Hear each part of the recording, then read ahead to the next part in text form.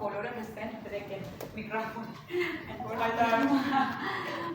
Ուրեմն տեսեք, սիրելի հաճախորդներ ջան, չի կարելի գելակցածույթը պահել 21 օրից ավել, այսինքն 3 շաբաթից ավել պահելու դեպքում եղունգը ունենում է դիստրոֆիա, այսինքն նյութի մեծ ծավալը, որը գտնվում է եղունգի վրա, աճի արդյունքում իջնում է ազատ եզրերի հատվածում, եւ այս դեպքում արդեն թեքվում են ներս եղունգները, եւ եթե հետո մասնագետը հանելուց հետո որոշում է ձեզանից գումար վերցնի, որովհետև եղունգները արդեն դիստրոֆիկ փոփոխված են, գումար վերցնեն շտկելու համար, բնականաբար արդեն այստեղ առաջանում է խնդիր ձեր եւ ձեր մասնագետի